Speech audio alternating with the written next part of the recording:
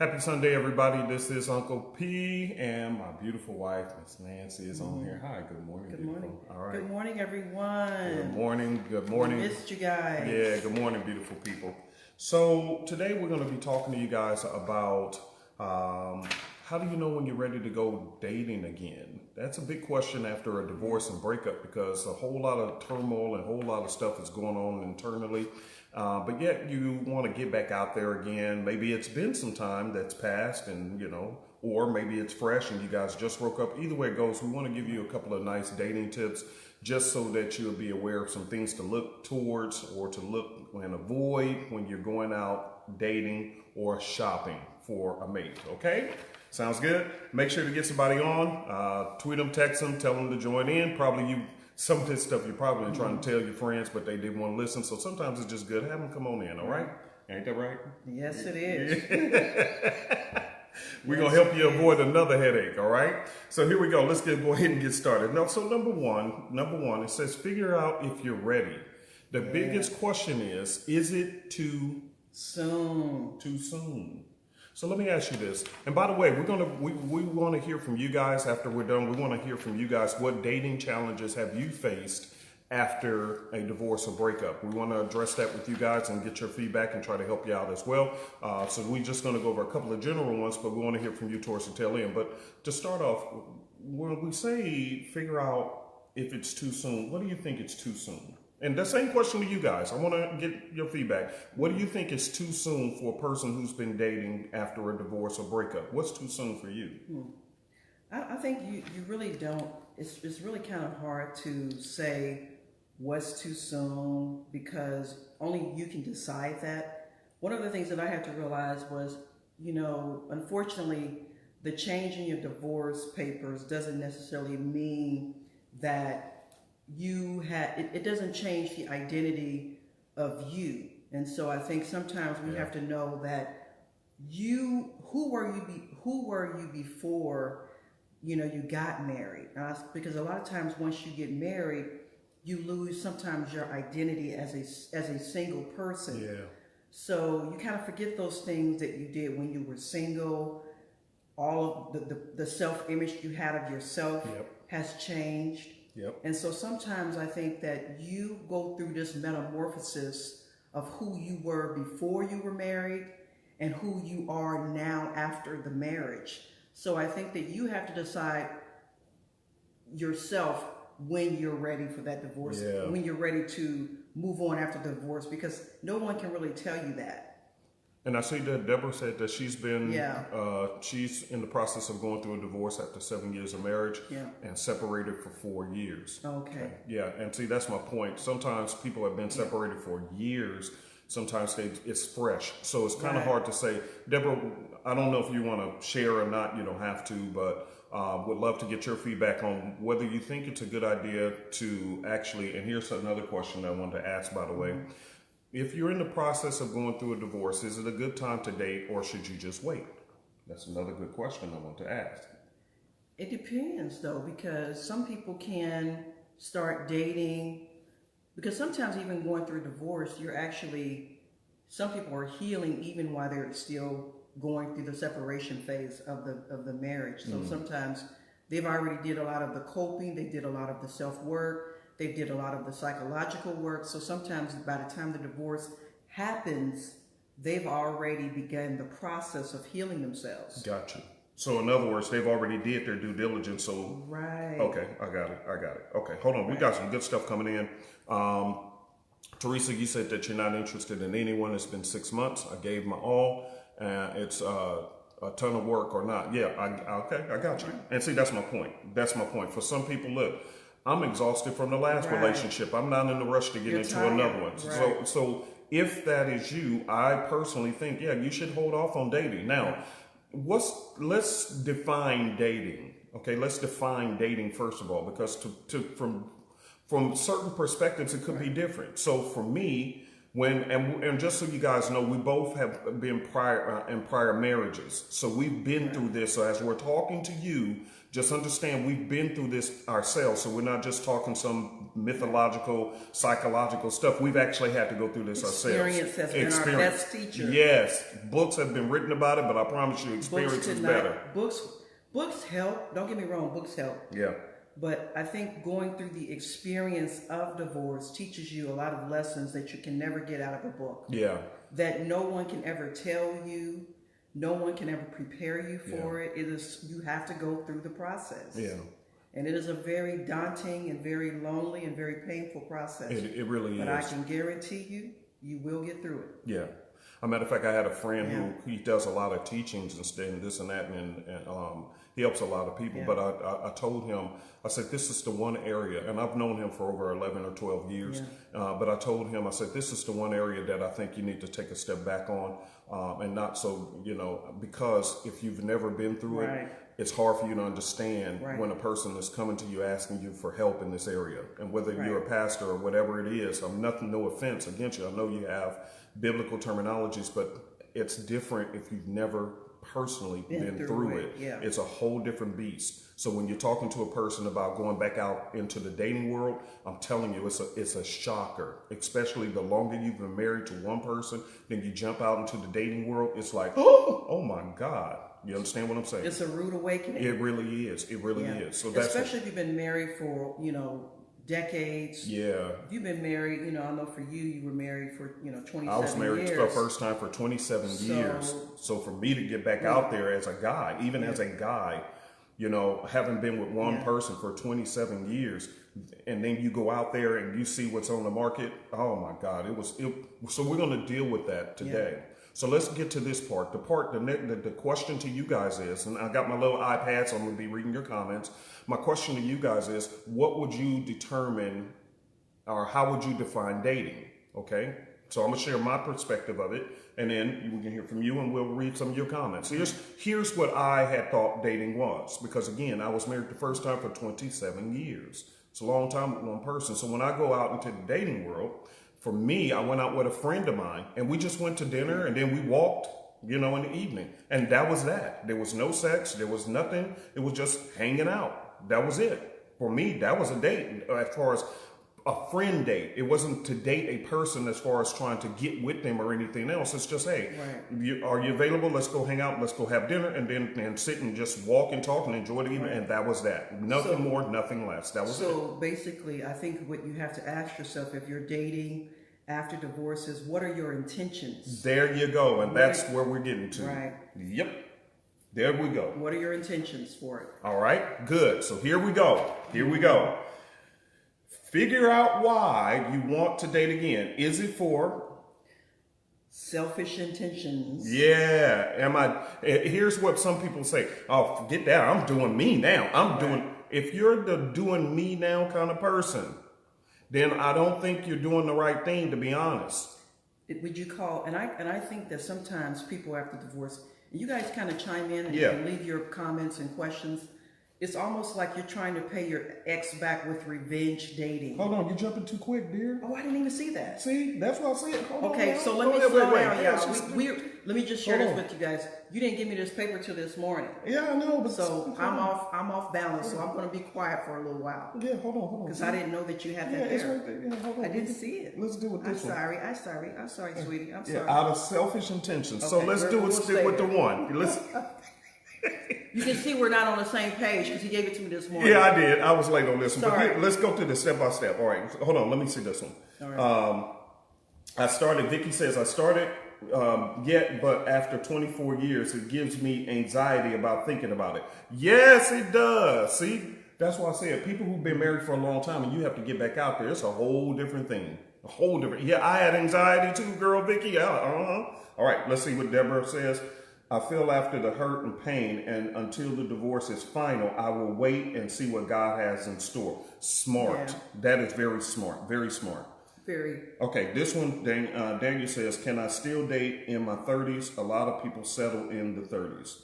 Yeah, why not? Yeah, of course. I don't see why not. Are you saying Yeah, I mean, provide some clarity on that, clarity on Daniel. that, Daniel. Yeah. Okay, and then Connie says, I was married for 28 years. Really, things have changed. Yeah, they have. Here's what happens. Oh, definitely. People have changed their intentions, which is why we're going to go through this. I want you guys to write for a second. We're going to read Because some 28 years ago, dating looked a whole lot different. I'm telling you, people really don't date like they did back then. No, they don't. They do not. They don't date the same way. No. Unfortunately. So let's talk about this first one. Out of selfish intentions, I'm doing me now. Here's the problem.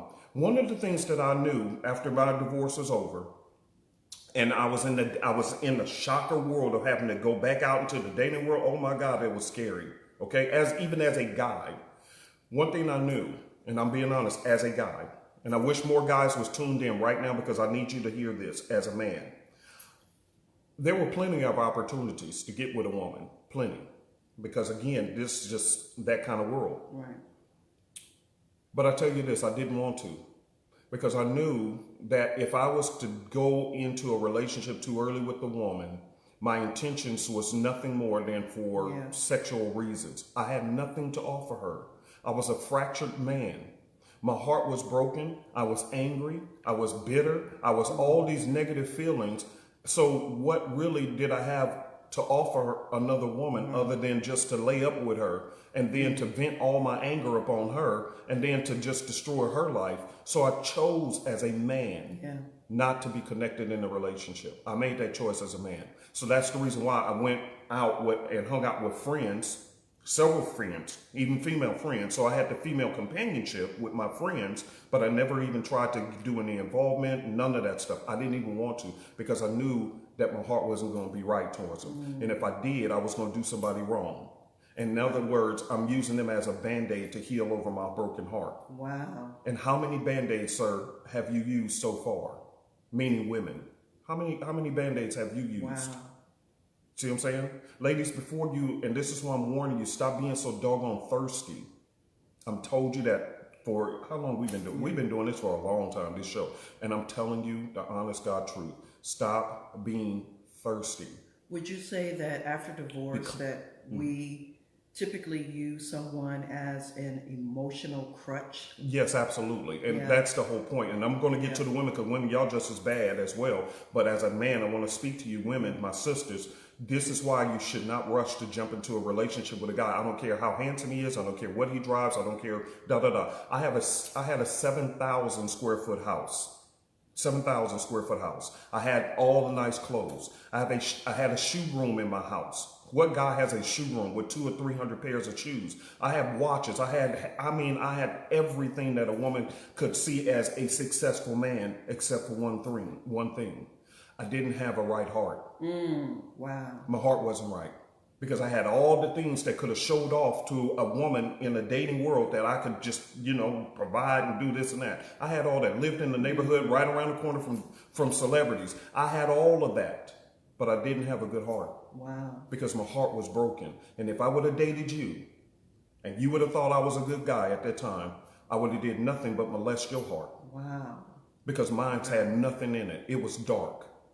And this is why I'm telling you, be patient before you want to run out there talking about, I'm looking for my Boaz. You better sit your Boaz down. Because you're going to end up with the wrong guy.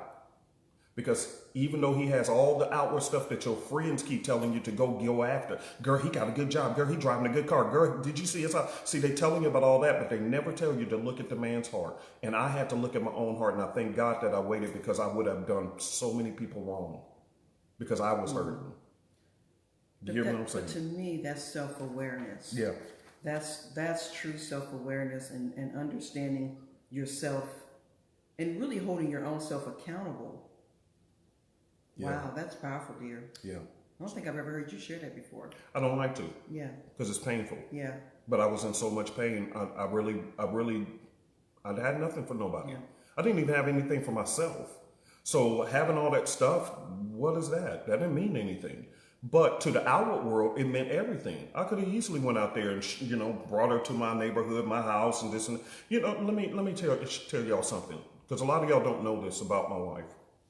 One of the biggest things that really impressed me when I finally just was ready to really look for dating, one of the biggest things that separated, I call it a separation factor. Write this down, ladies. Write this down. Write this down. Because this is how you keep a man. Okay? It ain't about your sexiness. It's sexy is everywhere. That's a dime a dozen. Everywhere. I mean, I find sexy everywhere. It's nothing. That ain't nothing. Okay? Nothing. A lot of beauty out there. A lot of beauty. We just got back from Brazil. There's beautiful people out there. I can go anywhere in the world and find some beauty and booty. Right. Y'all hear me? Beauty and booty is everywhere. But here's what was not there. Out of all the women, and I'll never forget, there was one girl who knew my ex-wife, was friends with her. So when she found out we was divorced, she said, I'm wanting to come over and move in with you. And I don't care if you got another woman. She said, in my culture, because she was from African culture, and she was beautiful. And she said, I don't care. In our culture, we share men anyway, so I don't care. I just want to come over. You see what I'm saying? It was nothing to get another woman. But here's the thing. Here's the thing. I'll never forget this. We were friends. And I'll never forget that there was a neighborhood barbecue going on. You know, you remember that neighborhood barbecue thing? And I told her, I said, hey, why don't you and your son come on over and hang out? Do you know, she let her son come over, because I've known her for a long time. She let her son come over, but she parked down the block and never would set foot in that house. Never did.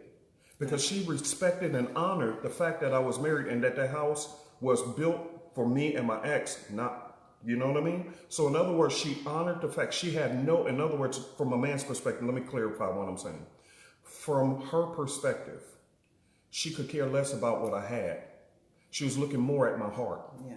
And she respected what I was doing, what I was trying to do. So in other words, she was the one woman who I came across who cared nothing about what I had. And that was her, quote unquote, write this down, ladies, because this is what you're missing sometimes. That was her separation factor. I think they went over right over their head. In other words, what makes you different from all the other women out there? That's it. So you chasing the same thing that every other woman is chasing. You wonder why men are in this dating arena playing over you. Because we're talking about dating, and you want some dating tips. I'm giving it from your brother to you. The reason why men can play over you so easy is because you're doing the same exact thing. There's nothing that separates you from all the other women. All the other women is telling all their girlfriends. Just think about what I'm saying as a man. We're going to continue, but I need to stop and really get this ingrained into your mind as from a man's perspective. Because I was in those shoes and I could have did you. I might have ran into you and did you wrong. I could have met you and I could have did you wrong. And I'm going to tell you why. Because all of you guys are teaching each other the same foolishness. Wow. What you're teaching each other is, oh, girl, look at him. Oh, look, he got muscles. Oh, girl, look, he got a car. Oh, girl, look at what girl, did you see his house? So you all telling each other to look for the same thing. So as men, we know as long as I can show off something external, I never have to reveal my broken heart. Wow, and when you get with me, then you find out I'm abusive, I'm angry, I'm venting it on you, I'm doing all these things. See, you don't talk about the right things, ladies. Wow. There's nothing that separates you from anybody else. Y'all all look the same. You all want to look gorgeous. Gorgeous is everywhere. Okay, so what else do you have going on? Wow, that's good. There's nothing. So, hey, this like playing around. Yeah. And that's what men do. That's why we do it. Not me, but as your brother, I'm telling you why men do it. Because you're not doing anything. There's nothing different about you. Wow. That's awesome. So when I'm tired of playing with you, I go to the next one and get the same. It's kind of like it's like going to a gas station. There's many of them all over the block. They all going to fill my car with gas. Or a buffet. Or a buffet. It's just food. It's nothing. Yeah. It's fun. Yeah. Okay? All right. Anyway. That's good. That's good. That's good insight. All right. Here we go. Let's go to the next one. Figure out why you want to date again. Is it because of sexual intentions? I'll call you when I need you. Wow. Now, there's a lot of women who fall in this category too. Because you find that I'm successful. I don't really need no man. I can pay my own bills. Like I'm doing me. And the next step is when you really get with a guy who's actually interested in you. Are you the one who say, I'll call you? I have some friends, and I won't say their names, but I had some friends, and I'll never forget. And it baffled me. Especially one of them, she was hardcore. Girl, he want to just, we just had sex. Go home. Why are you still here? He want to hold me after sex. And I'm like, what? That sounds like something a man to say. Yeah. Well, yeah. That's because intimacy is different than sex. Yeah. you can have sex with a person and not have intimacy, because intimacy requires you to share more than just your body. Yeah.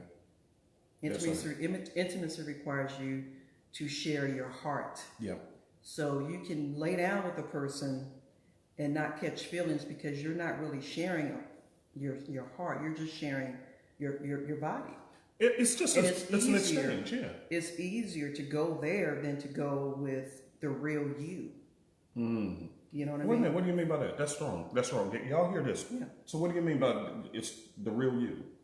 Because the real you is the broken you. It's the vulnerable you. And so when you don't share the vulnerable or the broken you just share the surface you, then people don't really get to know you. They get to know a piece of you, which is the physical you. And really a lot of relationships, people are very comfortable with surface relationships. They don't want to go deeper because then it exposes who you really are. That's why marriage is so hard, because marriage is like a mirror reflecting you to you. Wow. You feel what I mean? Yeah. Does that make sense to you guys out there? Yeah. So intimacy is different than sex. You know, we have intimacy because we share not only physical aspects of each other, but we share vulnerable aspects of each other. We share our pain, we share our brokenness, we share our fears, we share our disappointments. And so we connect on a whole different spiritual level than just physical. I think let me give another point of perspective on this and see if this is what you're saying. So here's the deal. A lot of you guys, one of the reasons why you need to hold up on dating is because you're still dealing with a quote unquote soul tie. Yeah. Soul tie. Okay, and we talked about this in the prior show. The word soul actually means your mind, your will, and your emotions. And you have not unplugged from the prior relationship. And I'm not saying that you're going to be able to do it 100% before you can go out dating, but here's the problem. It's easier to leave my soul out of this whole equation and just include my body. Right.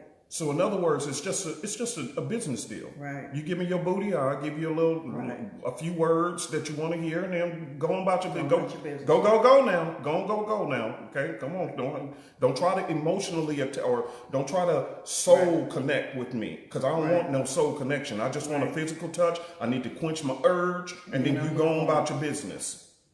Is that the way it is? Oh, definitely.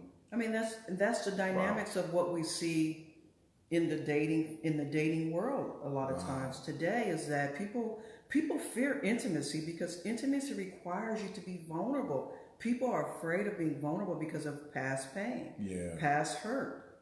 Yeah. Wow.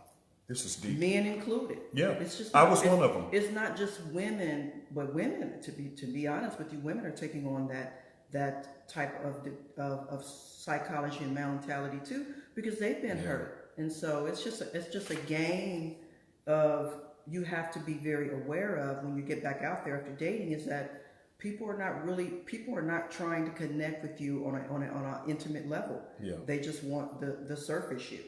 And this is what makes dating so tough. It makes it hard. See why we have to talk about this? Yeah. It ain't as easy as you think. It's not. Because it's a psychological chess game that's going on. And the chess game starts with you. Yeah. Because a lot of times we're worried about what's going on out there, but you're never worried about what's going on in here. And that's what we're starting with, in here. Because until you resolve the dating games you're playing in here, you never have it resolved out there. And see, what happens is, and I'm talking about this in my book, is you learn your attachment style. Some of you have learned your attachment style from your parents, but a lot of times you develop a certain attachment style in how you connect with other people because of relationships, past relationships. So you have 3 different types of attachment styles. You have a secure attachment style, which is you're able to connect, you're able to be vulnerable. Then you have an anxious attachment style where you have this fear of, I got to cling closer because I'm afraid you're going to leave me. And then you have people who have this dismissing attachment style where they've learned to guard themselves from hurt and pain. So when you begin to pull closer or try to draw closer to this person, they begin to push back. Yeah. Because they don't know how to have that attachment style. And we're going to talk about that, in terms of how that plays out in marriage, because I really believe that we either develop our attachment style from our caregivers or our parents, which are our programmers, which you talk a lot about, or we develop a certain attachment style from relationships. And you can be in all three. Wow. Because I think when we first got married, I had a dismissing and an anxious attachment style. Whereas now, because of how you've helped me heal as a woman in our relationship and how I help myself heal, I've developed what I would call a secure attachment style. You guys can look those up. They're very, very interesting to see how those dynamics play out in relationships. Y'all, I'm telling you, when she dropped this next book, y'all better get this book. It's going to solve so much for y'all. I'm telling you. Okay, so yeah. All right, so let's get to this next one. Here's another reason why you should avoid dating just yet, if this is your intentions. If you need somebody just to help you pay your bills or help raise your kids. Ooh, that's a big one. It's a need-based contract. Security. Yeah, security. You got a security issue going on. A security asset relationship. Yeah, call security. Yeah, you just need some security. And that's real. Yeah, it is. For a lot of people. Because a lot of times people marry for love the first time, but the second time I'm marrying for security. Yeah. I want somebody who can really make sure I'm okay. Yeah. Yeah. You just, it's a contract. To do with love. It's a contract. Yeah. It's a contractual relationship. Yeah. Some of you guys, let me explain the difference when I say contractual. Contractual, there's covenant, and my friend taught me this. There's covenant love and there's contractual relationships, okay? Majority of everybody nowadays wants a covenant love. Covenant love means for better or for worse, rich or poor. The same words you say down the altar, that's a covenant love. It means I'm really there for you. I'm going to be there. Hell or high water is me and you or against the world. We're going to figure things out. Right. We're going to deal with everything, right? But realistically nowadays, it's so many selfish people. It's contractual relationships. In other words, here's what I need. What do you need? All right, and they really need to actually sketch a contract up. Really, it's more about not what I can give, but what I can get out of this relationship. It's more about what can you do for me? It's not going into relationships nowadays to serve. It's how you're going to serve me. What are you going to give me? What are you going to do for me? And it's very self-centered. It really is. It's really self-centered. And that's what makes dating tough, because you don't know what their intentions are. Right. Everybody says some good stuff. Like a job interview. Lord, I owned many businesses in the past. But I remember before I owned several businesses, one of the things that I did, I worked at Bank of America, the corporate office, underneath the president and vice president of the property preservation division. I had a prestigious, and I loved my position, and I was in charge of hiring all the staff, all of them. And I always remember, man, you come into these interviews and pretty much they had these packaged canned answers. And they would say all this stuff, and some of them they kind of squeezed through, but I always kept an eye out. Because why? They all said the right stuff during the interview, but as soon as you hired some of them jokers, they was lazy. They didn't want to work. They want full pay. They want you to pay them on time, but they want to show up whenever they feel like it. In other words, it was just a showman piece. There was no real intentions of doing the right thing. You understand what I'm saying? And this is how dates are. Yeah. You get what I'm saying? So how can people out there, because a lot of times we do bring our best self when we're trying to impress someone. We show them the representative person of who we are, but we don't show them the real person of who we are, the real you. So how do you decipher between when a person is showing you a fake part of them versus the real you? I think it also takes time. It does. The more you're around someone, you get to really see who they really are. And one of the things that I realize is, one of the things that I think also helps is don't just date, after divorce, don't just date exclusively in terms of, what I mean by that is, it's just you and that person. Sometimes get around their friends, get them around your friends, do some group dating, because a lot of times people are more comfortable when it's more people. They tend to show who they really are when they're around their friends or when they're around other people versus exclusively just you and that person. Tayani, and I hope I said your name right. Tayani said, I feel like I had a contractual marriage. It was so dry, my heart didn't sing. Yes. Wow. Yes. That's deep. So here's the deal. One of the things you have to know is yourself. Right. Right. You have to know yourself, because a lot of times we're trying to figure out, and this is, oh my God, if y'all don't, hold on, but please hear me good on this one. One of the reasons why I could not discern who was good for me and who was not good for me, and when I was going through that process, is because when you are dealing with excessive amounts of pain, unresolved pain, your filters for figuring out what is good and what is not good is off balance. Right. So it's hard for you to figure out who's for you and who's against you when you're still dealing with the aftermath of the pain that you went through. This is why it is important for you to sit your hot tail down and not be in a rush to get into a relationship or get attached to anybody, because your discernment filters are broken. And when you're in that situation, it's hard for you to know whether this person's going to do you right, wrong, or whatever, because your filters are broken. So a lot of you guys, you're just rushing out there trying to get with somebody. And going back to the question you asked, how can you determine the difference? Well, one way you can't is if you're in too much pain. Wow, that's good. Because the pain disguises, everything looks presentable and great when you're in pain. Every offer looks like a good offer when you're in pain. That's deep. Because you're in pain. And pain has the ability to watch this. Overshadow your judgment. Let me tell y'all this. This is how it works. Okay, this is what you're doing. That's good. Let me give you an example. That's powerful, yeah. So, let's just say I got just shot in my arm. I'm in a lot of pain. Somebody comes along and says, oh, I can make you feel better. And what they do is they take a pin and they just stick me right here. And they say, well, that didn't hurt as bad as the one you were in. So to me, I'm thinking, well, yeah, you're right. It's not as bad. It's still bad. But I don't know the difference. Why? Because this one is hurting so bad, any little pricker over here don't feel as bad. So I'm thinking, well, maybe I can just deal with it. And that's what's going on in the dating world. You just thinking, I can just deal with it, but it's pricking you. It's not healing you or helping you. But you don't know the difference. Why? Because this one, it don't hurt as bad. You need to understand this is still bad. Because if you pricking me already and we just dating, what more? You might be the next one to shoot me in this shoulder. Wow, that's so I need to chill until I'm ready to, and I'm healed enough to not see through the lens of my pain.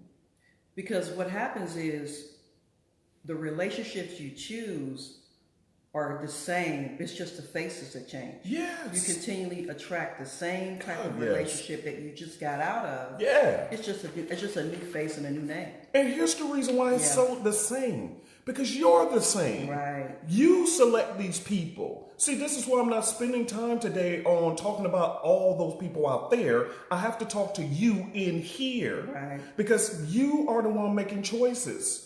And until you are on the path of healing for yourself, I'm suggesting, loved one, don't date. That's why I didn't. I could not figure out who was right and who was wrong. Wow. Because I wasn't right. Do you understand what I'm saying? Right. I was in too much pain. So, yeah, this one smiling at me, this one smiling at me. But, I don't know I know I ain't going to be good for you, but I don't know whether you're going to be good for me. I wasn't ready. Right. And you have to know when you're not ready, loved one. Right. Okay? Let's get to this one. This one is a nice one. This one, what you was talking about. Revenge dating. Revenge dating. That happens so often. Yeah. Because really what you're trying to do is you're trying to prove to yourself that you're worthy. Because what happens when you go through divorce or whatever, breakup, you typically lose this value that you placed yourself in the relationship. Because that relationship sometimes will bring you the value, or I would say the false value that you don't have for yourself. So when you go through a divorce or a breakup, you're trying to prove to yourself that you still have it, that you're still beautiful or you're still handsome, you can still get a man or you can still get a woman. So it's really a proof of worth. But that's that's really a dangerous mode to be in after divorce, because it can lead you to some very destructive relationships. Wow. You said it's a proof of worth. Yeah, but it's a false proof of worth, because your true worth can never come from anything external from you. Your true worth can only come from within. So you proving to your spouse, your ex-spouse or your ex-boyfriend, oh, I still can get a man, I can still get a woman, you didn't change me, you didn't alter my life, but truly they did. So I think that's one of the dangers of dating someone is that, you got to get a better looking man. I'm gonna find somebody real fine, so I can make them jealous. So when kids go see their daddy or their mama, oh, did you, Yep. that kind of stuff. It's really interesting to see it play out. I like what she said. I'm going on She said I'm going on a mancation. Yeah. Not a vacation, a mancation. Girl, that is so funny. Oh my God. Let me read some more of y'all comments. Hold on. All right. I'm going to give, Mariama says, I'm going to give myself a long time before even thinking about a man after this pain. Smart. Very good. Very good. Very good. Tawana said, great analogy. I'm not ready, so I will sit down. This message was for me. Confirmation. Thank you. I'm so glad. And thank you guys for tuning in. Yeah. Teresa says, I got it, but not ready to give it. Yeah. Think I'm going to just enjoy myself for a while. Smart. Yep. Okay. Yep. Let's get to this one. Let me get to this one because we're running out of time. All right. This one is big. Are you ready to date? Here's a big one to figure out. Do you have a personal plan or purpose for your life? Right. With no plan, you will not have a defining criteria for what type of person you're looking for other than the standard looks, job, money, etc. So here's me. I knew for me, I didn't have a plan after that because my plan got blown up.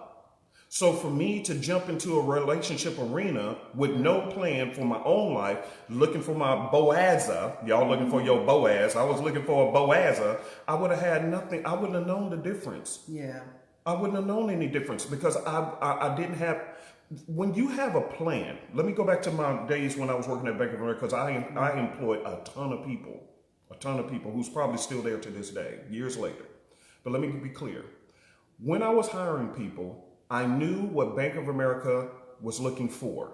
I knew what I was looking for. So when I did the interview process, I had a job criteria. They call it, what do they call that when I forgot what they call it, Job description. Job description. You don't wonder why I married this girl.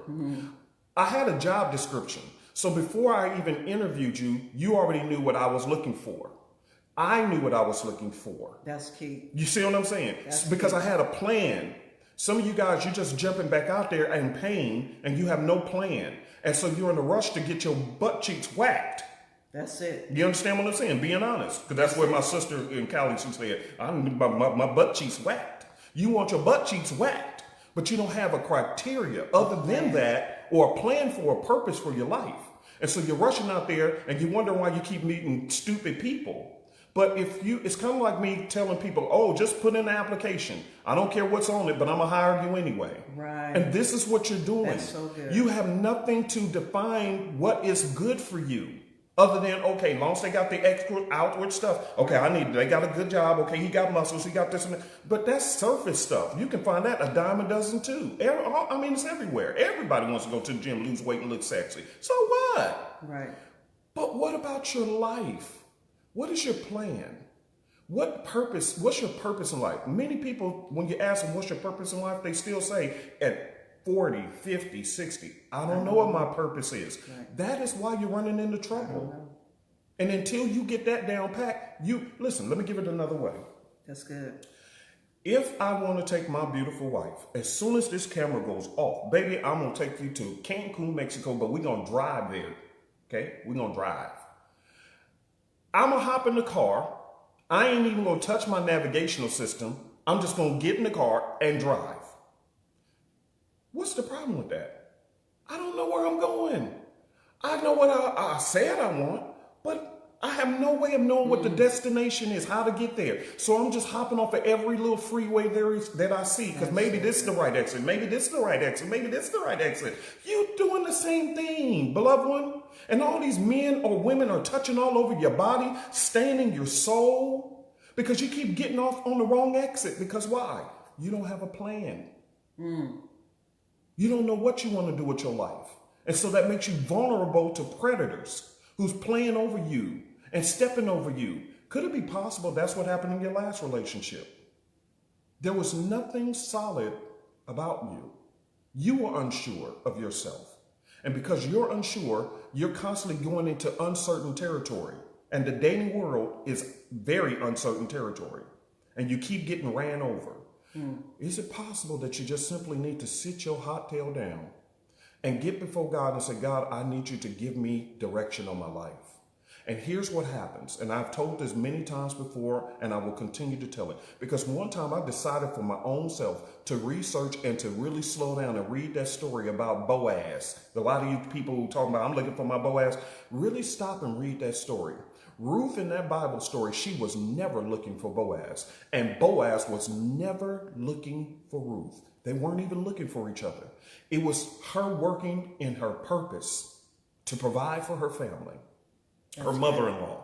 And she happened upon a field that was owned by Boaz. And Boaz saw that she was a diligent woman who was content with herself. And because he was a business owner, yeah, you think there wasn't plenty of women working in this field? Absolutely there was. But there was something different about this woman. And that was why I called it earlier in the show, separation factor. He saw something different about her. And as a business owner, he knew I can't just lay up with any old woman. I can't just marry any old kind of woman. And then she takes possession of all that I got. So as you can see, they both had very clear intentions on what they were doing. And it had nothing to do with sex or being in a relationship. And it happened because of the commonality of the ground that they met. That's the reason why we still hear about them to this day. They had purpose. They were already clear on what they was going to do with their life, whether they was with or without somebody. What about you? What about you? What is your purpose? What is your plan for your life? What's your business plan for your life? You don't even know. And you're wondering why you can't find a good man or a good woman. You're not a good man or a good woman. You're not ready. And I know that's hard to hear, but I'm your brother. I love you, and I need to tell you the truth. This is why I did not want to fool with a woman. I had no plan for my life. I was lost.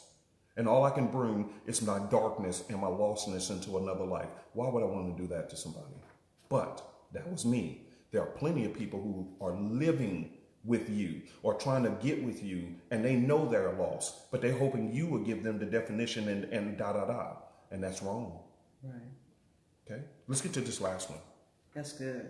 Wow, that was powerful. I hope you all took notes right there. I hope they did, babe. That was powerful, babe. One of the reasons why when I met Nancy, and I'm being known her, but I'm telling you, one of the things when I knew, okay, if I had to marry somebody today, the first person who I knew would be a good fit for me is her. Because she was single for a long time, but she already had structure to her life. With or without a man, she was structured. She had ideas for her life. And it doesn't mean that you're going to have a total understanding of where you want to go and da-da-da, but you have an idea. And so therefore, let me help y'all. Can I say this real quick? Yes, sir. Okay. Let me say this to y'all real quick. The best way to know who not to date is to know who you are. See, I may not know what exit to get off on immediately until I get way down in Mexico, but I do know what exits I'm not supposed to get off on because my navigational is telling me, Pat, you still got 100 miles to go. If I still got 100 miles to go, that means I have no business getting off on the next exit. See, by me having at least an idea in what direction I'm going, it tells me what ones I'm not supposed to fool with. So that is a clear help right off the bat to filtering out who you don't belong with. So if I'm trying to get somewhere and somebody's interested in me and I see that they're not trying to get anywhere, that tells you don't get off on that exit. You see what I'm saying? Right. See how a plan makes you clear? You know how many people applied for that job with me when I was hiring back in that day? Oh my God, I got untold numbers of resumes.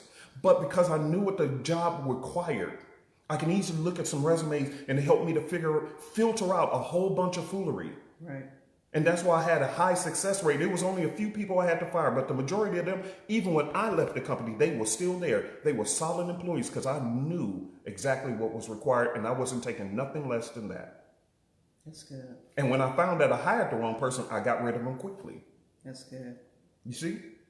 All right, let's get to this one. How's your relationship with God? How's your relationship with God? How close are you with your Creator? Because sometimes, just like you prayed not to be involved with bad guys, didn't you? Oh yeah. I prayed keep me away from certain types of men. I said, God, as much as I love relationship, as much as I love commitment, as much as I love connection, I pray, do not allow me to be with someone who could potentially be a harm to my life. Now, that prayer required some very lonely seasons. It required you to question, okay, do I still have it? Because nobody's approaching me. But I realized those times were times of protection. Yeah. Because I did have that prayer. God was protecting me from certain predators because I prayed that prayer. So if you want God to intervene in your single life, in your relationships, you have to be willing to go through those periods when no one is going to approach you. It's going to be downright lonely. But that's the times where God is saying, okay, because you asked for this, I'm going to give it to you. Yeah. And you know what's so unique? Just even sitting here listening to her talk, notice there was a commonality between us. And I think y'all missed it. Watch this. She prayed for God to protect her from the wrong guys. Okay. Which put her into a seasonality, which some of you guys are trying to avoid. You're trying to avoid the lonely season. That's what you're avoiding. The lonely season. So she prayed that God would not get her involved in bad relationships. That put her into a lonely season because there's so much junk out there that you can be attached to. But to find the right one, you're going to have to wait. Right. And some of you guys, you're not willing to wait. You're in a rush. And the same thing happened with me. I didn't want to be involved with a woman who I knew wasn't going to be a good fit for me, and I wasn't going to be a good fit for her. In essence, I had to pay the price of being alone for a long time. She paid the price of being alone for a long time. But now, as you can see, because we invested into that lonely season and we did our due diligence, now you see the two of us together. And people say, oh, you guys have a good relationship, and I appreciate that. But you didn't understand the price we paid, that many people were not willing to pay. What is the price? Are you willing to be alone and let God work on you? Right. And to bring you the right person in the right season when you're working in your purpose and your plan, he'll bring the right person along, but you're not willing to wait. You're not willing to wait, loved one. And that's the problem. Wait. The Bible says, wait, I say on the Lord. Again, I say, wait. That's good. Just wait. Okay? All right. That's enough for today. I don't want to run up time. Thank you, baby. I love it. Thank you. Y'all see why I married her? Separation factor. Are there any questions? Yeah, I'm sorry. Any questions before we go? Questions before we go? Thank you, baby. Go ahead and answer. Yeah, if you have any questions, come now. Before we go. All right. Yes, waiting. Yes, correct, Teresa, waiting. All right. Any questions before we go? And Teresa said, Mary Mama said, yeah, sometimes loneliness can cost you a lot. It's going to cost you. It's going to cost you, but it's it's very necessary. I learned loneliness taught me more about myself than any other season of my life. What loneliness does, will reveal certain truths about you. It will bring you to more self-awareness. Yeah. It will help you to be able to decipher what it is you want and what it is you don't want in a partner. Yeah. But yeah, it will cost you. It will cost you. It will cost you that's a dear price, but it's so worth it. It's so worth it. iCandy, you asked a great question. iCandy said, how do you break soul ties? Here's the deal. Sometimes the soul tie cannot be completely, it's kind of like this. I'll never forget, I used to do a daily video for people on my Cry No More channel. I still post in there, but for 365 days, I did a daily morning video to motivate them to cry no more. But I'll never forget, what I did was I took a piece of paper, and before I did the video, I glued the two pieces of paper together. Two pieces. Mm-hmm. And on the show, what I did was I said, this is what divorce feels like. And I said, yeah, I'm gone. I'm doing my own thing. And I tore the two papers apart. The problem is that even though I tore the two pieces of paper apart, one piece of the other paper was still stuck to the other. You can't always get 100% of that soul tie away, because especially if you have children by that person, there's still going to be this connection. But here's what happens: the further you work on healing your heart, the more the disconnection automatically takes place. It's kind of like unplugging yourself from this person. It takes time. This is why you should not rush to date, because this soul tie, that disconnection process, it's going to take some time. Right. Especially the longer the years, and the more deeper you felt about that person, even if you hated them, because you've been with them, you created your life around them. Everything about you is going to have to be reshaped. Yes. Everything restructured. And I also think that, like, eye candy. Yeah. Eye candy. What happens a lot of times is the stronger the familiarity with the person, the stronger the soul tie, which takes longer to break. But it does. I think it can take years sometimes to break those unhealthy soul ties, because again, the familiarity is what causes you to be drawn to this person. So the thing that I realized was, once you begin to do the healing process, the time, don't look at the time, just look at the aspect of where you're growing and maturing as a person in those areas that will cause you to be drawn to that person. But sometimes it can take a long time. It can take years to break it. Good questions coming in. Y'all stay there. There's some good stuff coming in. All right, so this one says, how can you tell if he's the right one after praying about it? How did you know I was the right one after praying about it? Oh, that's a good question. I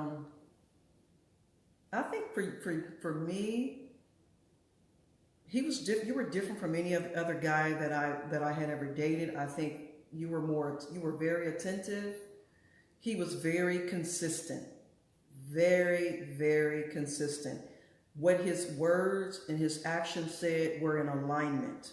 There was no question where when he said he was going to do something, he did it. He was very integral with me. But yeah, he was just very consistent. His behavior and his actions and his words were all in alignment. And I just knew, he was the one by the way that he treated me. The way that he loved me, the way that he cared for me, his attention towards my life, and even my son, because my son was in high school. And just the fact that he tried to establish a relationship not only with me, but also a separate relationship with my son, which no guy had ever done before. Most men, they only want to deal with you and your child together. But you worked on establishing a relationship with my son outside of our relationship. And I thought that was powerful. That was a distinguishing factor for me. Okay, this is a man who's about family. This is a man who values relationship. This is a man who's going to, when he says he's going to do something, there's no question he's not going to do it. So I think all of that played a part in that. And as a guy, I just want to say, I think that if you're asking how do you know if he's the right guy, one of the things I wanted to do, I didn't want to come into her world expecting her to just fulfill my world. I came into her world wanting to know how I can help her. You get what I'm saying? And if you're entering into a relationship with a guy or a woman who their real intentions, or you can just infer from dating them that they're just looking for somebody to enhance what they got going on, they're not asking questions about what's going on for you, that's going back to knowing your purpose and your destination. In other words, I wanted to know what is it that I can do to help her fulfill her whatever she wanted to do with her life. It wasn't about, well, I need a woman, I need a good woman who's going to be by my side. And wait a minute, but hold on, that's great that you want to be the ride or die chick, and I talked about this. But is he into you and what you got going on? You know what I mean? And also, you guys can see, I'm sure you all pretty much can see that he's very in tune with himself. He's very self-aware. He's very knowledgeable and wise. Who wouldn't want a man like that? Who wouldn't? And I just wanted to do the right thing by her. So that's another question. God, based on what he's shown me, is he doing the right thing because he's just trying to impress me, or is he really genuinely like this? So it's kind of hard to say in a quick moments. Okay, let me get to this one. Hold on, I saw a good one. Oh my gosh, wait, I got to get to this one. This one, and I hope again I'm saying your name right, but I like the way it's spelled. It's Tiani. I think I'm saying it right. Yeah. Don't you get more difficult to date once you get comfortable being Oh, alone? yes. Ooh, we can't pass up that one. Ooh, I'll let you take that one first. Absolutely. Mm-hmm. What do you say? Absolutely, because you get set in your ways. You have a certain way of living, and sometimes you know people think that when they get married, people are going to invade in their space and their privacy and their time. So when you get in a certain mode in your you know, depending on what age you are, you get so comfortable with just being with yourself, and sometimes you only want company when it's convenient for you. You remember we just had a conversation with some of my relatives. Yeah. Okay. I have some relatives and was out of town for my birthday, and we had this conversation. It was very unique, and I really was just sat back and just enjoyed this conversation. Here's what was said. The question is, okay, if you got married, what do you think about you guys still, Living even though separately. living separately? And I just was pondering on the comments that was being made, because the comments were, yeah, I'm cool with that. Why? Because after being single and alone, look, it's going back to what I told you, and I told you guys this early in the show. A lot of people are so comfortable being by themselves. I'll deal with you When I feel like when I feel like it. Right. Then that's what they want. And so the question is, okay, the next question was, so are you cool not being married? Yeah, I'm cool with not being married. I think that's a great idea if that's your perspective. Don't try to get involved with people if you know that you only want to deal with them upon your terms. And that doesn't matter whether it's a man or a woman, because at that point, you're selfish. Right. Some people are very, very self-absorbed. Yep. They like their space. They like their time away, and they've developed a habit of just really being to themselves. Yeah. And you know, you have to really become more self-aware of yourself. Okay, knowing what it is you want out of a relationship. And I think if you're used to being alone and you don't like people in your space, and too much time together is going to impede on you, then you probably don't want to get into a marriage. You don't want to get into a relationship too soon, because that person may be a type of person, again, they need that. They need time. Time is their love language. Yep. They need to know that you're available to them. Yes. So if you know that's not you, don't get into a relationship too fast. Yeah. Yeah. Maybe, oh my God, I'm telling you, I enjoy this. Yeah. I really enjoy this, because it's dealing with truth. And like I said, you notice the one thing we haven't spent a lot of time on, and it was purposed. We didn't spend a lot of time talking about what to look for in another person. Yeah. And here's the reason why. Because you get all that from all kinds of sources. When you talk about dating after divorce, you're going to get all kinds of resources on what to look for in the other person. But very few is really talking about what to look for in you. Amen. Because until you know what is going on in you, you will always run into people who's just like you. Amen. Yes. See, you get what I'm saying? And that is so true. Because you have to know thyself first. Yep. But also know what it is you need. And that's what the problem is. You got all these confused people looking for external resources and never stopping to sit down and deal with the internal resource. Yes. And therefore, you're blindly getting into a relationship with them. They're blindly getting into a relationship with you. Y'all just trying to figure this thing out. Listen. You have to know if you're relationship material. I think that's the thing about it. Babe, you get into relationships for the wrong reasons. And I think you have to realize, am I even relationship material? Yes. Am I self-absorbed? Am I selfish? Do I know how to give selflessly to another human being, to another person? Am I willing to give them my time? Am I willing to give them my resources? Because a lot of times we may realize I'm just not cut out for relationship material. I'm not. And that's I don't real. want it. And it's okay. And that's okay. I told you guys one of my favorite verses now in the Bible. When I finally, after all these years of hearing it, I finally heard it correctly for the first time. Yeah. Everybody out there knows, whether you're Christian or not, they know the truth shall set you free. Everybody knows that. Right. But I learned to slow down and read right before that was said. And you shall know the truth. Right. And then it shall set you free. You're not free because you're not willing to deal with the truth.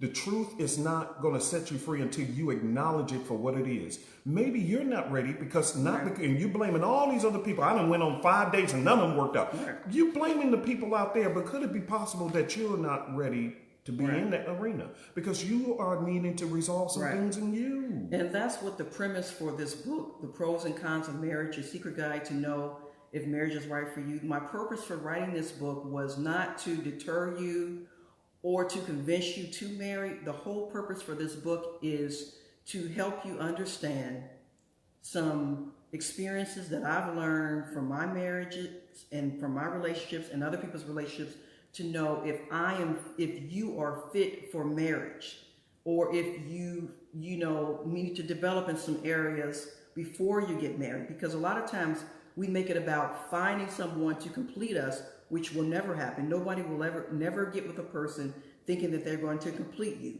So the whole purpose for the book is to help you to know if marriage is right for you. Yes. Based on certain principles, based on certain experiences, based on certain knowledge about yourself. Because the only true person that you have a relationship with first is yourself. So knowing thyself is so important before you get into any type of relationship. Because if you're hard to marry, Yeah. you want to know why, and we run out of time, so we got to say it. And yes, we'll let you know I will when definitely that book is let ready. you know. Oh, we're gonna let you know. You're going to know, because I'm telling you, this book will not only help those who are thinking about getting married, but it may even help some of you out there who are already married. Some things that you may Yep. even think about before you got married that you may need to go back and address with your significant other.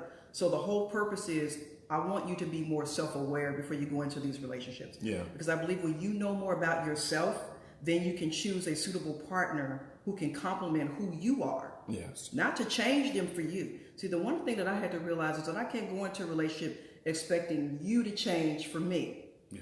You are who you are, and I am who I am. I have to decide if who you are will help me be who I am as a person. One of the things that Yeah. even to this day, Yeah. I don't try to push on, whatever she want to wear. That's fine. She may ask me in my opinion. I'll share my opinion about it. But in essence, I really don't care. Not because just don't care about her, but I never want her to feel like she has to do X, Y, Z to please me or else. I want her to be comfortable being who she wants to be. Whoever God has called her to be, it's not my job to make her become who I want her to be. My job is to come into her world and help her to become who God wants her to be, and vice versa. And some of you guys, that's your problem. You want people to fit into your world. And it's kind of like them little, in kindergarten, they used to have them little circles and the square blocks, and you a square, but you trying to date a circle, and you trying to force this person to fit into your little square world when they're a circle. It doesn't work. And you shouldn't want people to be crammed in. You know that you didn't want to be crammed in somebody else's world. So you got to know you, loved one. It's all about learning about yourself first before you even worry about what's out there. Because I tell you the truth, the honest to God truth. When you understand you better, it makes being out there easier. So much easier. So say that again. Okay, I'm gonna say it Say again. that again. Yeah. When you know you better, it makes being out there in the dating world so much easier. Yeah. Because you know what? When I was out there in the dating world, when I was out there I was like, you know what? I told myself, I'll never forget this. I went out with two of my friends, and they were just coworkers, and so nothing. It was two of them.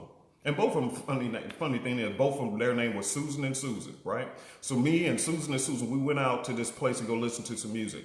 And I was just sitting there talking with them and chit-chatting, and I was looking around in that little club that was going on. Because I'm not a real big club person anyway. But I was just listening to music, and I was looking around, and I said, oh my God, this is what's out there. And they was laughing at me because they was like, yeah, this is normal. It's normal for y'all, but this ain't normal for me.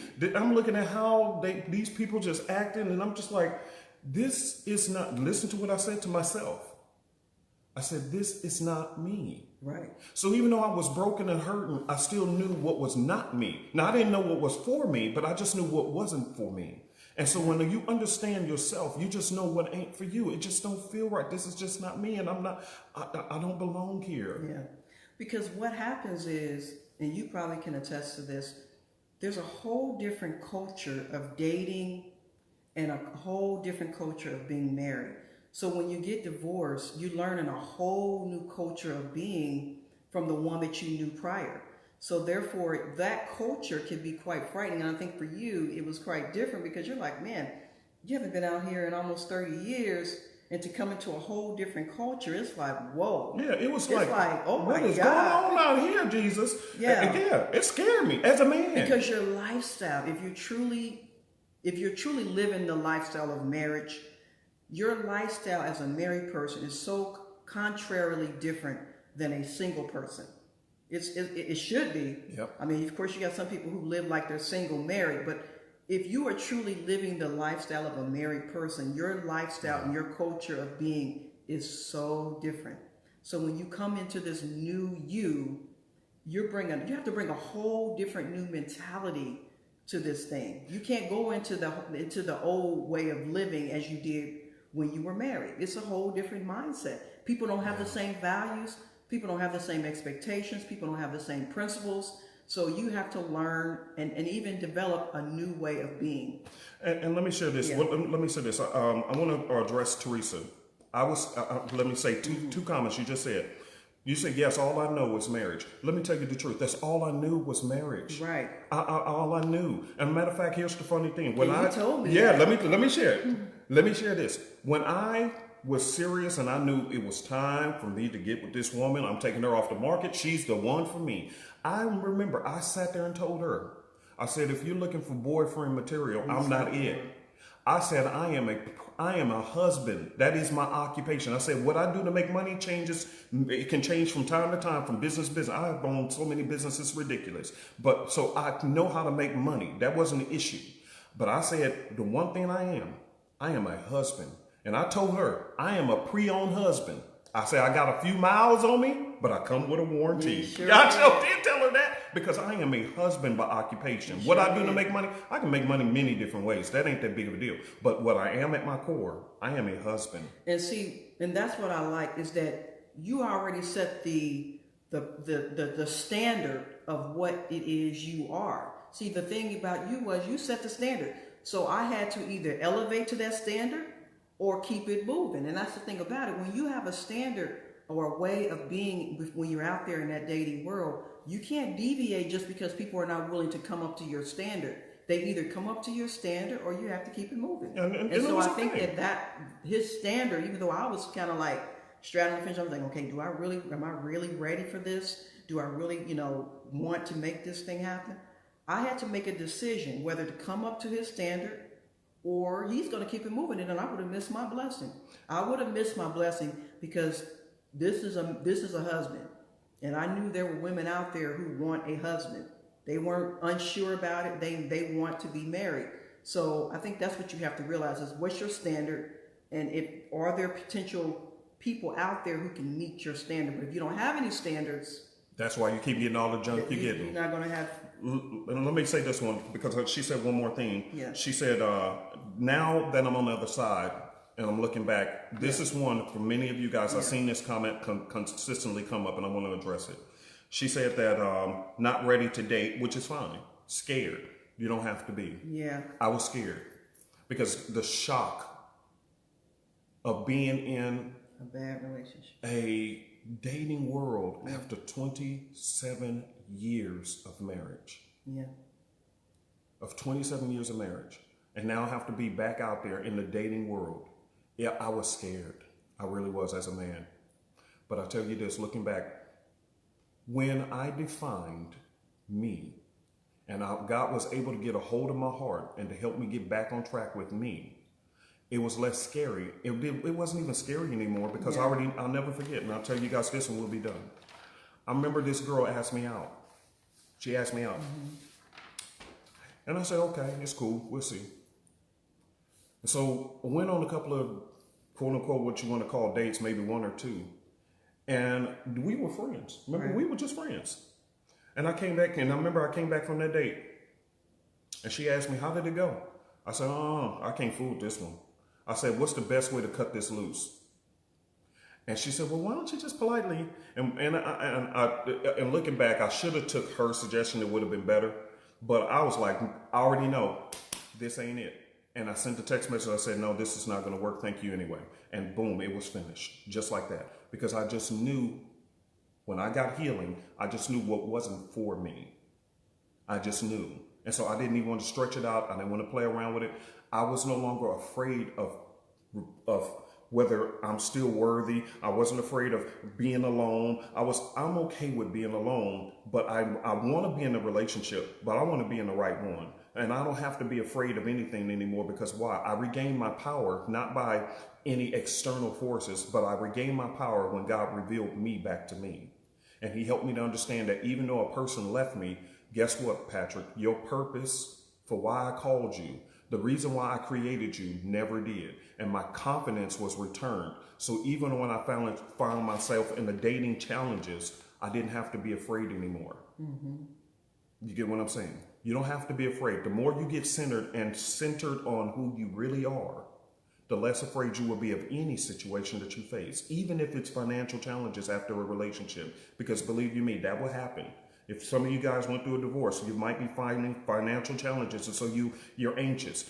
All of that will become centered when you become centered. Now, who is that? Was it? Gianni says there aren't many men like that anymore. Gianni, I'm going to have to disagree with you, sweetheart. Let me just tell you wow.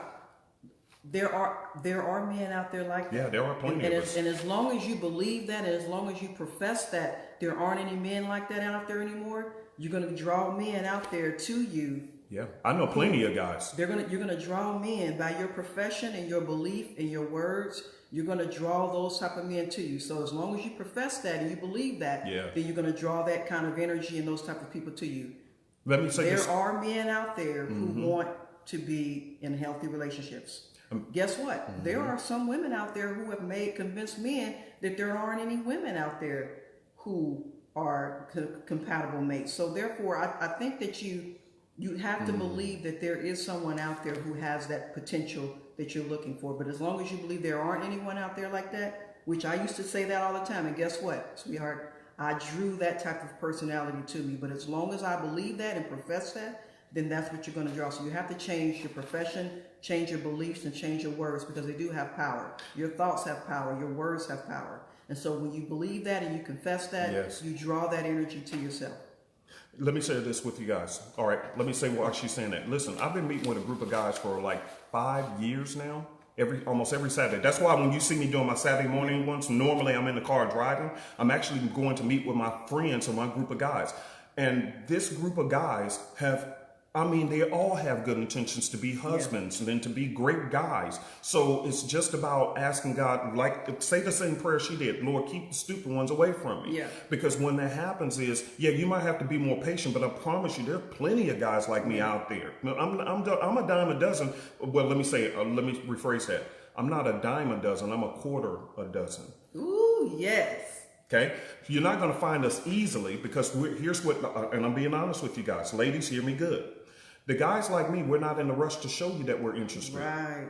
Because what we're doing is we're quietly watching you behind the scenes to see what you're like.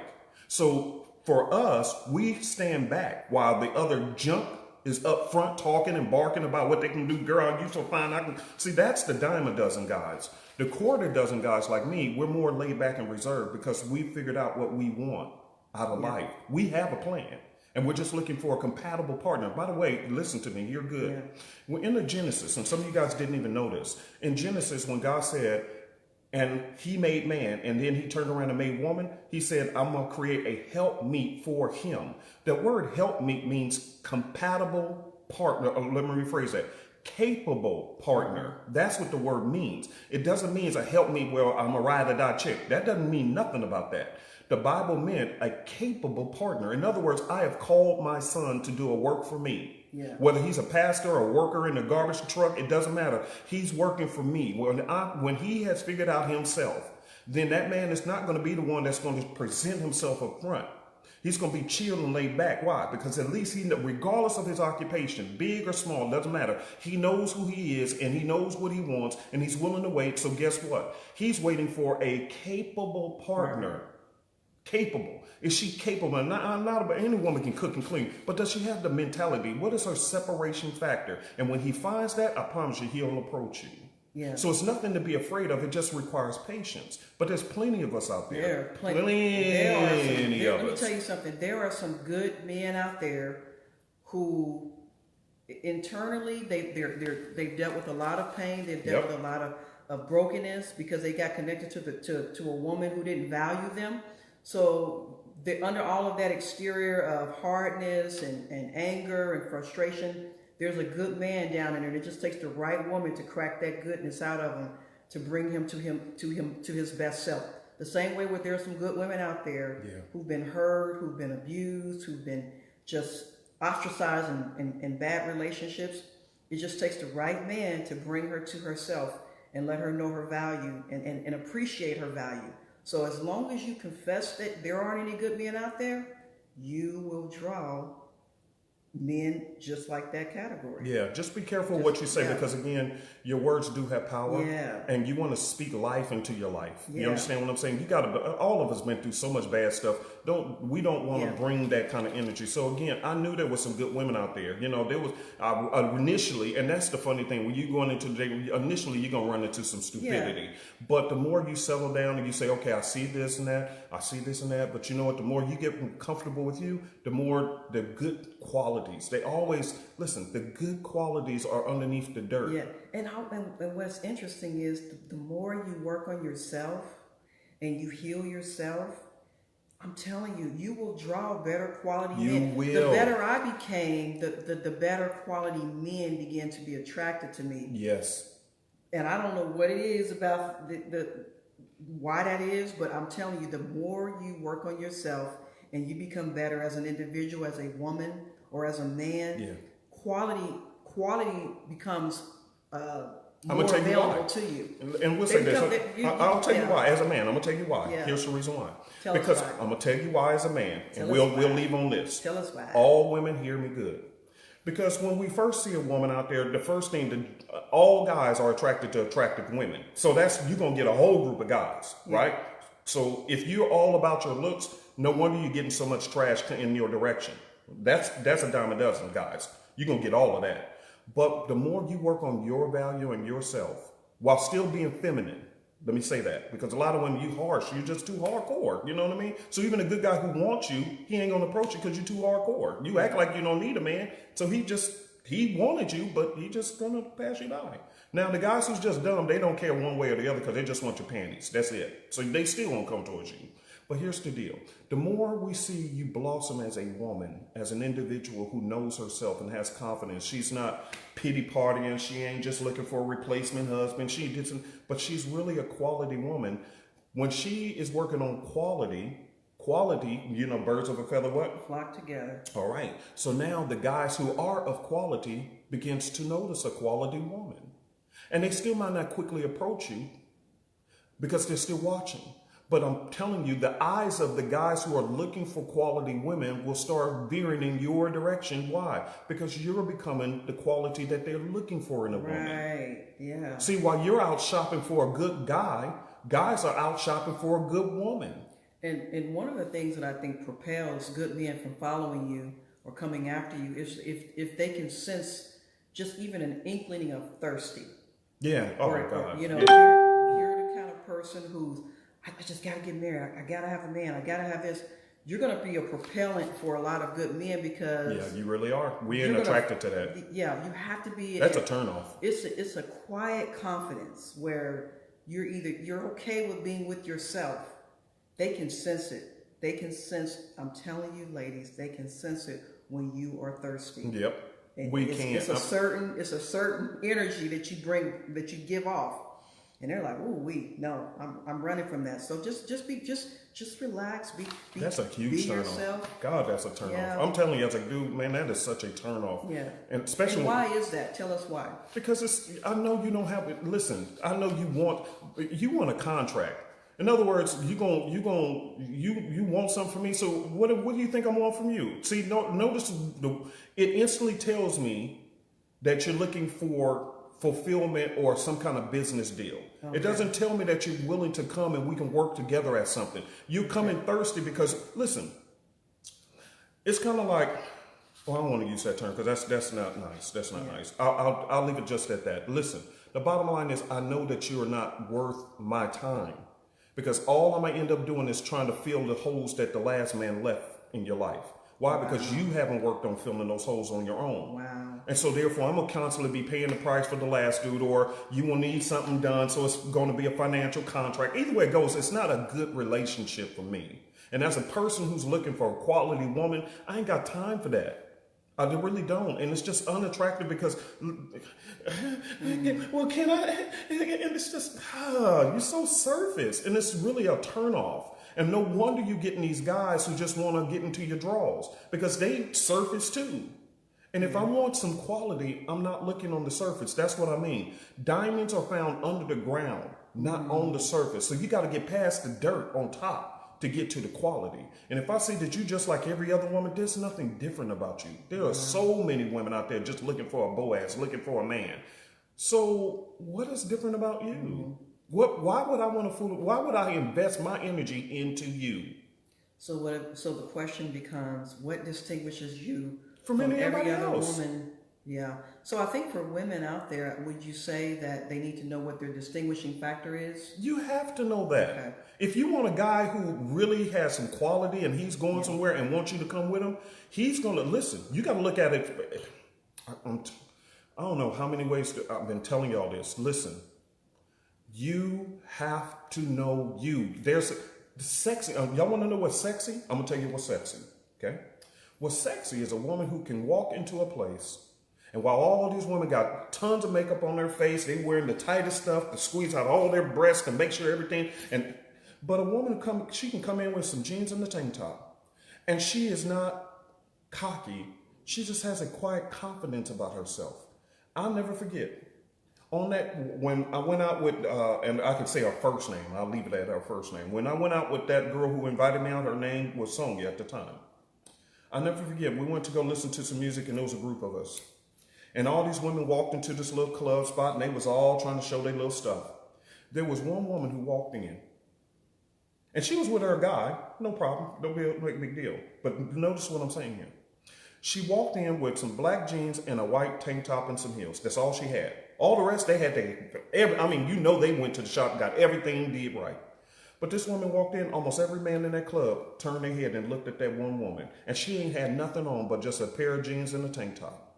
But it was her confidence in the way that she walked. It was kind of like that woman floated on by up in that club. And all the men turned and looked at her. And it wasn't like she was more beautiful than the other women in the club. It was just that she had that something about her, that quiet confidence about herself. It's a subtleness. It's subtleness. And I think that's self-security. Yeah, it's a subtle self-security that you cannot get from your clothing. It's really a certain energy and aura that you have within you. It's really something within yourself that you're not even probably aware that you even have, because it's not something that you flaunt. It is who you are as a person. I understand that I'm a beautiful child of God. Yes. And I don't need a man to make me be any better than that. I want to be in a relationship, but I don't have to be. Yeah. See? That's the difference. Yeah. And so when you walk into the room and you are confident, see, a thirsty woman is a turnoff because we just know you don't have no self-confidence. You understand what I'm saying? And so the manipulators love you, but a quality guy is going to be turned off. Because I'm not here to constantly fill your broken holes and to patch you up. And you should have patched yourself up before you came along, dear. Because I'm trying to go somewhere. And going somewhere, and that doesn't mean that we're not going to work on each other, because we did. But we worked on each other as we were going in the direction that God wanted us to go. But I can't spend the rest of my life trying to fill up the holes that the last man left. That's something you should have been doing before you came into the dating world to get a quote-unquote quality guy. You understand what I'm saying? My whole life is not centered around healing your brokenness. I can help you as you're going along, like we did with each other, but it can't be all that because you're too thirsty. I just need a man. I just need it. You're always in need. And I think the older you get, especially if you've never been married, you don't have children, that fear of never finding someone it's very scary. It's very daunting because you're like, okay, I'm in my 30s, I'm in my early 40s, I've never been married. And so the fear of never finding someone brings you to a place, I think, of desperation. But I want to address something that somebody just said. She said a lot of men find confidence as, intimidating. No. Not to the right person. Not to the right person. Let me share. Not to the right person. See, with her, one of the things, and I'll say this when we're really done because we way over time, but I want to say this. One of the things that I find to this day that's super sexy to me is she's confident, but she's very feminine. And there's a difference between a lot of the women I see today. And I'm not saying you, sis, because I don't know you from Adam. But I see this a lot of times. There are a lot of confident women, but it's arrogance. And you hate seeing an arrogant man, but a lot of women out there, I hear women talk about arrogant men, narcissistic men, but I find a lot of women are the exact same way and don't even realize it. Because yes, you're confident, but you're cocky, or you walk around strutting around like you don't need nobody. Okay, and I'm not saying this is you, sis. Don't get me wrong. I don't know you, period. So don't take it personal. But I'm saying when there's a balance between her being with her femininity and confidence, that combination is sexy beyond measure. I'm telling you, it is beyond sexy. A confident woman who still is feminine and soft. She can act very womanlike. But for a man of quality, he knows, you know what, she is so sexy, but I know I can't play over her. It's just something about that combo right there. So it doesn't intimidate the men, except for the men who just want to do you wrong in the first place. They surface themselves. Yes, you're going to be intimidating them, which is good. That screens them out. Exactly. That screens them out. That's a blessing. Right. But for the right, protection. yes, protection. But for the right guy, he's going to see, you know what, she got her act together. I can see us going places together. Notice what I said. I can see us, as a man who's going somewhere, I can see us going places together. That's the way we think, quality men. So no, we won't see it as an intimidation factor. We won't. We'll see it as a quiet confidence. Okay? Right. All right. Yeah, I think that's good. Okay, we way over time. But I think we kept you guys way over time. There's been a great discussion. I think that, was very necessary. So thank you guys. We're not going to get caught up in the time if it's bringing value. Yeah. Yeah. And thank you, baby, for you. Thank you for you, dear. All right, you guys. Have a great Sunday. We'll see you back next week, okay? Bye.